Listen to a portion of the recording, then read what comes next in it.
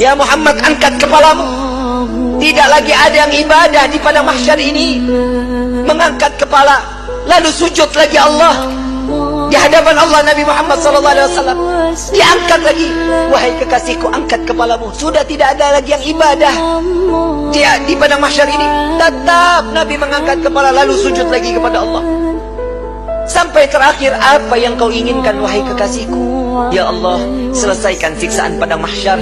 Biarkan mereka, masukkan mereka ke mizan penimbangan amal baik amal buruk mereka. Ya Muhammad, engkau meminta tanpa sujud kepadaku, aku akan memberikan apa yang kau inginkan.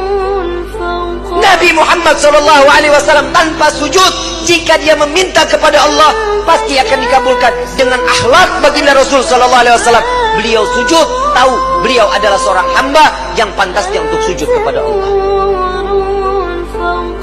Dia adalah Nabi SAW. Tatkala mereka datang bersama dengan Nabi, ya Rasulullah, mintalah permohonan kepada Allah. Apa jawaban Nabi? Analaha, analaha, analaha. Aku yang dapat menolong kalian. Aku yang akan memberikan syafaat kepada kalian. Aku yang akan membebaskan kalian dari siksaan padang mahsyar di hari ini. Saat dia meminta selesai padang mahsyar, masuk mereka semua ke mizan. Sampai di mizan, Nabi berdiri di depan mizan, melihat rombongan daripada umatnya. Saat beliau dalam keadaan dosa yang begitu besar, Nabi sujud kembali di hadapan Allah. Ya Rabb, doa baginda Rasul SAW, ya Allah, ringankan beban dosa umatku, beratkan pahala mereka, ampuni dosa mereka ya Allah. Kita berbuat dosa di atas bumi Allah. Nabi yang terus menerus, sampai di mizan pun Nabi sujud kepada Allah agar kita diselamatkan, dibebaskan, agar masuknya kita ke dalam syurganya Allah. Setelah mizan, Nabi SAW berdiri lagi di sirat.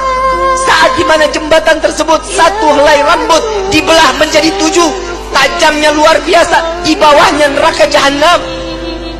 Nabi menunggu sampai ada umat yang ingin tergelincir, dipegang oleh Nabi, dituntun sampai di ujung daripada jembatan tersebut.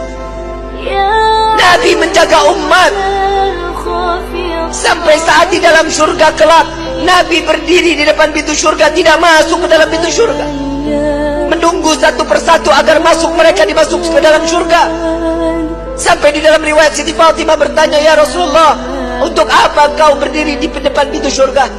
Aku menunggu umatku. Jika satu yang tertinggal belum masuk ke dalam surga, maka aku tidak akan pernah masuk ke dalam surganya Allah. Huwa Muhammad, dia adalah Sayyiduna Muhammad. Sampai di dalam satu riwayat lain, Rasulullah izin kepada Allah melihat daripada daftarnya, umat satunya belum masuk ke dalam surganya Allah. Nabi berbincang kepada Allah, ya Rabb, izinkan Muhammad untuk memeriksa neraka. Sampai beliau masuk ke dalam neraka, mencari umatnya, lalu setelah itu diambil, lalu dibawa masuk ke dalam surganya Allah.